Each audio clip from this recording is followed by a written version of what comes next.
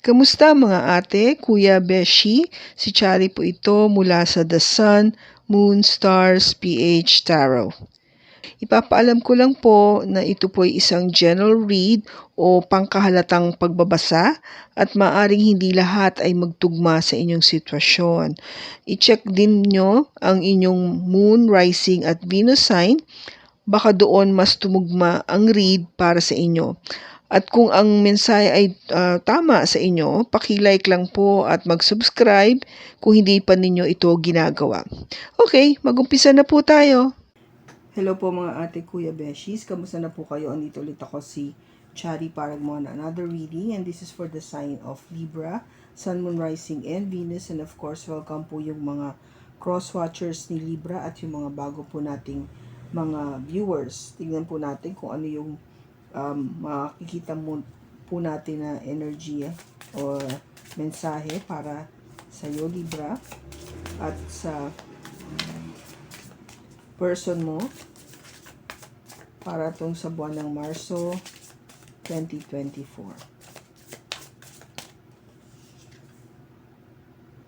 I was hurt by you. Okay. And don't wait for me, please.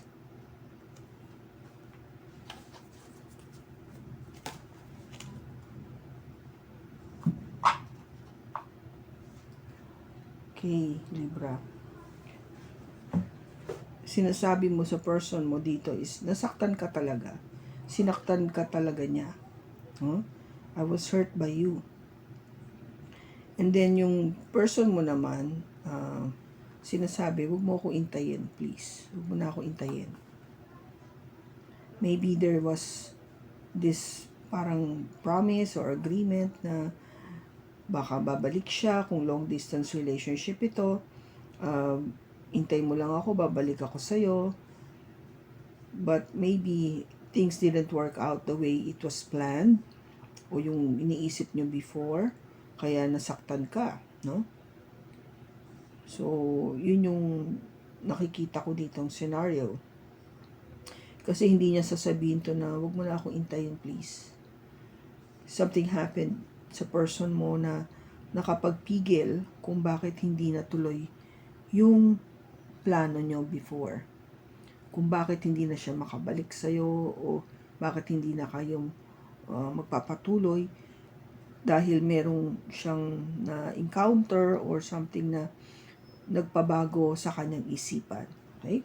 So, tingnan natin sa tarot kung ano yung mapipick up natin dito para kay Libra. We have the Ace of Wands, the Five of Cups, Six of Swords, at yung bottom niya is the Nine of Cups. Sa person mo naman,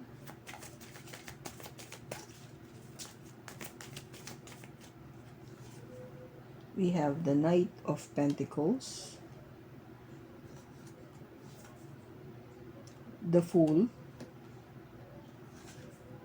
and the Three of Pentacles. Yung bottom niya is the Four of Cups. Okay, Libra? Yung first card mo dito is the Ace of Wands. So, it is a new beginning, no? Bagong pag-uumpisa na something very passionate. Something that you love to do or maybe that would bring out that parang creativity in you. So, pwede na with this relationship, you felt different for this person na talagang may passion, no? There's so much attraction and you felt na talagang parang ito na yon, ito na yung tao na to para sa akin. But somehow, you know, things didn't work out quite well.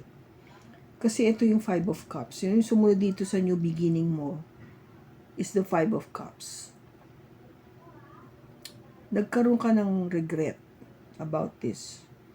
parang nanghinayang ka o parang sinasabi mo sa sarili mo na, sinabi ko na nga ba masasaktan lang ako dito Meron talagang pagsisisi o panghihinayang na naganap. At dahil dyan, gusto mo talagang umalis, no? You want to leave this hurtful relationship and go somewhere na talagang mas magkakaroon ka ng opportunity to heal, no? Yung opportunity na matahimik ka para mabawasan yung pain na yan, no? For you na gumaling ka at makalimot sa masakit na nakaraan. Kasi gusto mo namang lumigaya no? Libra, you want to be happy. Kung ba magkaroon ng wish fulfillment, matuloy yung wini-wish mo na mga bagay na magbibigay sa'yo ng kaligayahan. Okay, so which is yun yung gusto mong ma-achieve dito, no? Bumalik muli yung kaligayahan na yan sa'yo, sa buhay mo. Kasi ang person mo naman, with the Knight of Pentacles, napakabagal kumilos kasi, no? Masyado siyang madetalyeng tao, nagpaplano. Hindi agad-agad kumikilos, hindi agad-agad gumagawa ng desisyon, hindi agad nagpapakita ng kahit na anong aksyon, no? Or emotion. Kung gaba dinumero, kung gaba pinag-aaralan mo na niya mabuti lahat-lahat. You might be dealing with the earth sign, Taurus, Virgo, or Capricorn, Libra. Now, which is totally opposite nito, no? Yung Knight of Pentacles is somebody na maingat, dahan-dahan kumilos. Ito yung opposite niya, the Fool. Energy ng Aries, which is action agad, galaw agad. Huwag na tayo mag-isip, huwag na magplano. I-execute na natin to. Once naisip mo, go with the flow agad. Magbabakasakali ka, hindi ka natatakot na gawin yung naisip mo. Kahit na walang plano. Ito kasi may plano Kaya nagdahan-dahan ka kumilos. Ito yung wala. No? Parang iniisip mo rin kasi nung person mo na, oo, ganito ko. Kung ba masinop, hindi agad nagbibigay ng desisyon. Pero, on the other side, gusto ko rin namang mag-take ng risk. No? I wanted to take that risk. I wanted to kung gaba take that leap of faith, no?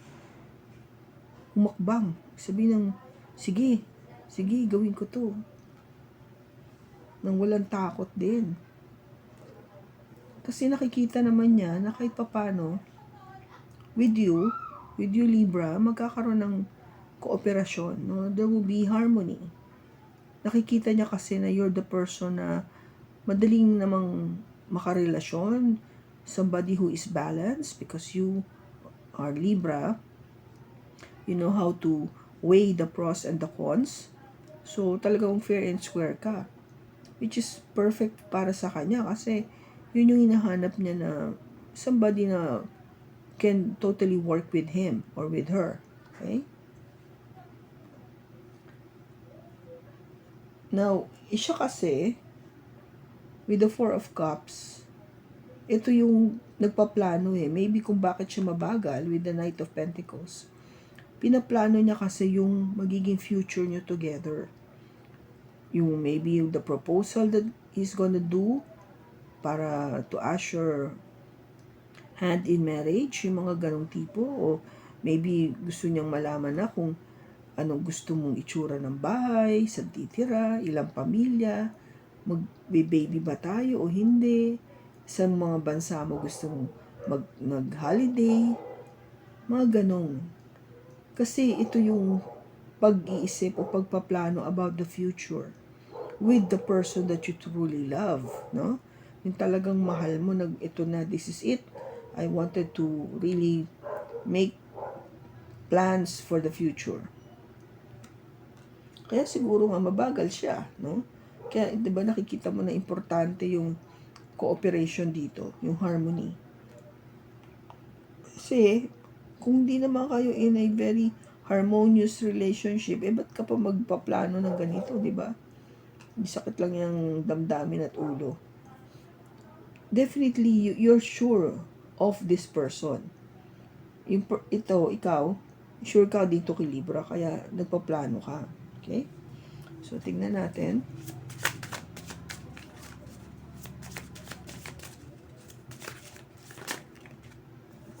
Oops, we have the 9 of Cups, a jump.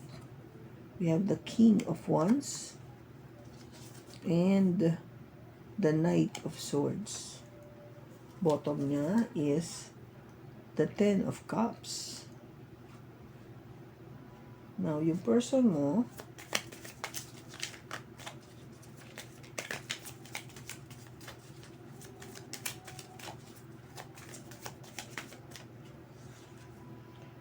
is the 10 of Swords, the Ace of Cups, and the 6 of Swords. Bottom niya is the Knight of Wands.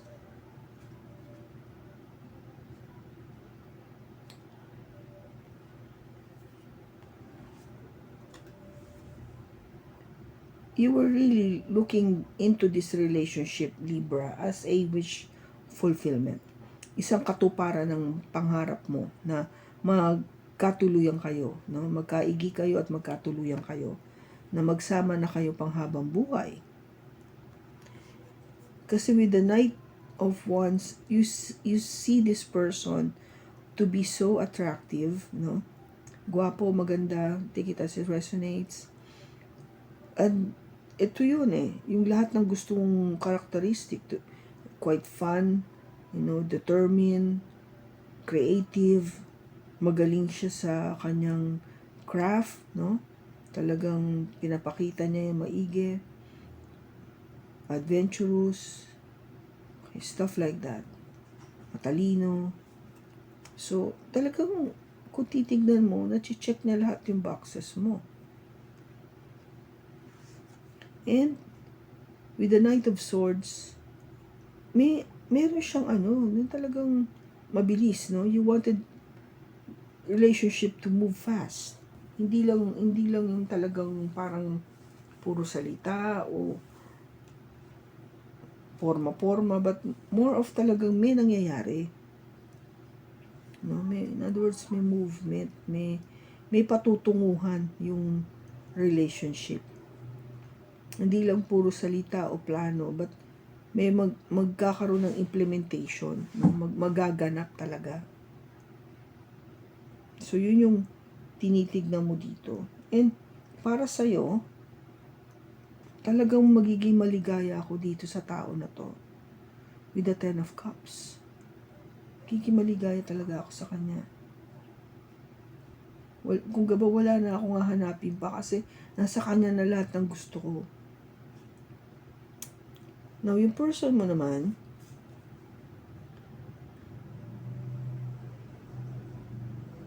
something has ended, no, with your person. Merong nabago sa kanya. Okay? Kasi this 10 of Swords is all about an ending. So, na parang merong natapos, merong hindi mo akalain na magkakaroon pa ng conclusion. And yung natapos na to, in relation dito sa bagong pag-ibig, the Ace of Cups. Yung bagong pag-ibig. If this is you, parang natapos yung pag-ibig, yung ibigan, yung probability the probability of this new love, this new relationship. And what happened was, Six of Swords din, which is just the same as you are. No? Six of Swords, Six of Swords. Pareho kayo na gustong tumalikod at umalis. No? Your person wanted also to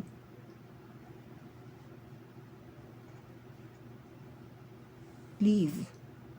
No? Gusto niyang umalis. Tumalikod, turn his or her back and leave the relationship. Kasi nga yung energy na pinapakita niya dito is the Knight of Wands, which is not consistent at all. Something na hindi sigurado. Somebody na bago-bago ng isip. Baka yung time na nag-uumpisa kayo, oo, naisip niya, plano tayo, ganito, na ikaw na nga. And then eventually something happened that changed his or her mind about you and the relationship. Kung saan to patungo. Okay?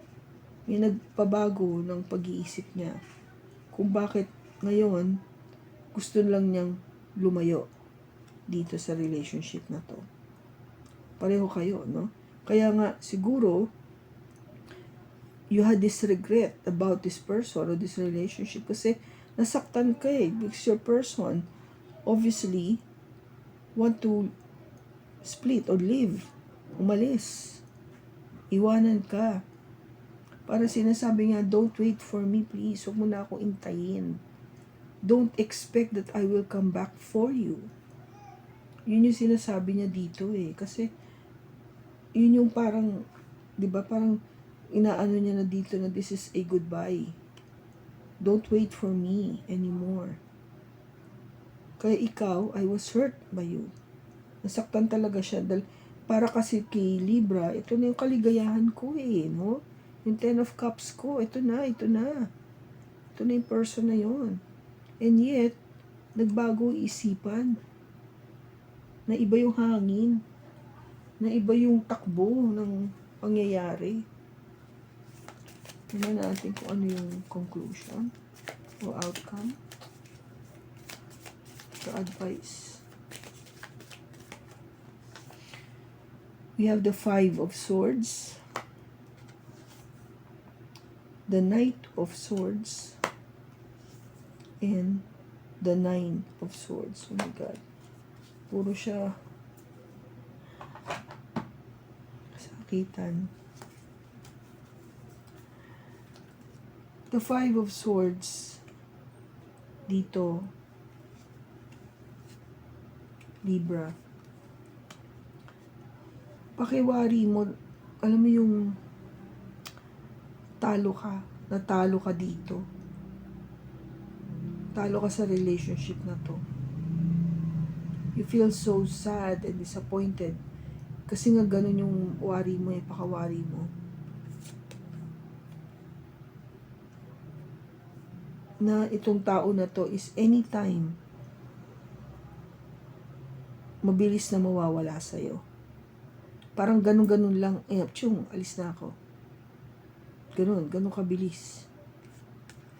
And that, with the Nine of Swords, brought you sadness, depression, loneliness, sleepless nights. Hindi mo akalain na mangyayari to. Kasi kung solve ka ito no? Sabi ko nga, akala mo, magiging maligaya ka na forever and ever. But, nagbago talaga. Everything changed. As if umikot yung kapalaran. Kaya ang pakiramdam mo wala, talo. Kasi ang bilis niyang nawala. So, parang nag-decide agad siya na ayoko na, alis na ako. Parang ganun-ganun lang. Na basta iniwan na lang niya ako na malungkot. Nag-iisa. Umiiyak.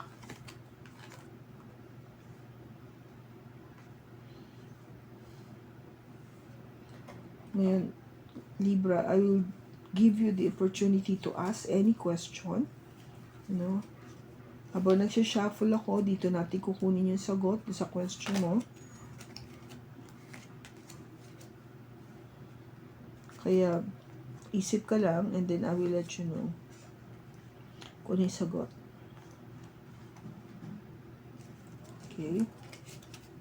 Shuffle muna tayo.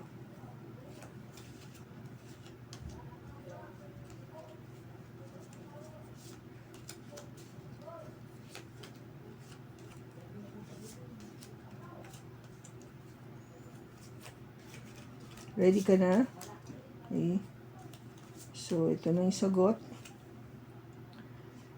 You are going in the right direction. Okay, naintindihan mo? You are going in the right direction. Okay?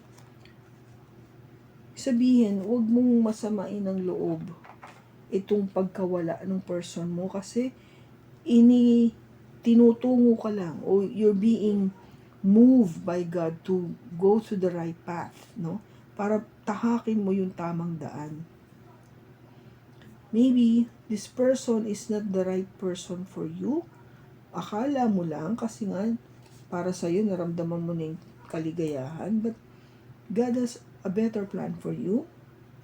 Or maybe a much better person na mas okay kesa dito sa yung Knight of Wands kesa dito sa fire sign na to, Aries, Leo, or Sagittarius. So, wag sumama ang loob, okay? Don't feel so depressed and lonely. May reason yan kung bakit nawala sa'yo itong tao na to. Kahit na sabihin natin akala mo masaya ka na. Kita mo nangyari. Huwag mo ko intayin. Don't wait for me. Nabago, di ba? Kung nagkatuluyan kayo, edi ngayon ang sama-sama ng loob mo kasi kasal ka dito sa taon to tapos iniwanan ka din. Hindi ba you should be thankful to God that iniwas ka niya dito? Kung hindi pa kayo kasal, then iniwas ka lang niya dito. Kung kasal ka na din. I'm so sorry that you have felt this, you have experienced this, and you have to go through the pain. Maybe because there was a lesson to be learned.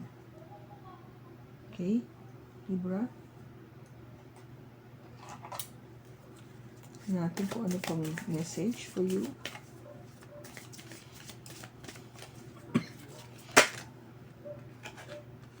It says here, attraction. Divine soul counterpart attraction transcends superficially. So, what they're saying is, yung divine soul counterpart mo, yung totoo talaga na magiging ka-soul connection mo. Yung attraction nito, madali mong mararamdaman eh. No? Maybe not just this person, akala mo okay, pero sa totoo, baka false yung kaligayahan na to. But if there would be somebody else coming, then you would actually feel yung attraction na yun. Sobrang mabilis din yung attraction na yun. Kasi this is your divine soul connection. Kung ka ba blessed by God, yun. And this one is soul. Your soul is preparing to reconnect, trust in the process. So, in this one, maybe to reconnect kung meron siyang ex or somebody else, na somebody from the past, yung mga tipong ka-twin flame, mga ganon. Baka yun yung purpose niya, kung bakit nawala na lang siya. We don't know. I mean, I don't know what is God's plan for this person. But based dito sa nakuha natin, piniprepare yung kaluluwa mo para mag-reconnect sa isang kaluluwa na matagal mo nang kilala. So, pagkatiwalaan mo yung proseso, yun ang sinasabi dito. So, if you're feeling something else to sa person mo, Libra, baka nakakaramdam siya ng ibang kind of attraction with other people, hindi niya ma-explain, maybe that is yung kanyang twin flame o kanyang talagang soulmate. And sad to say, not with you. Ikaw, you have something coming up that would really feel that extra attractiveness pag na-meet mo na yung tao na yun.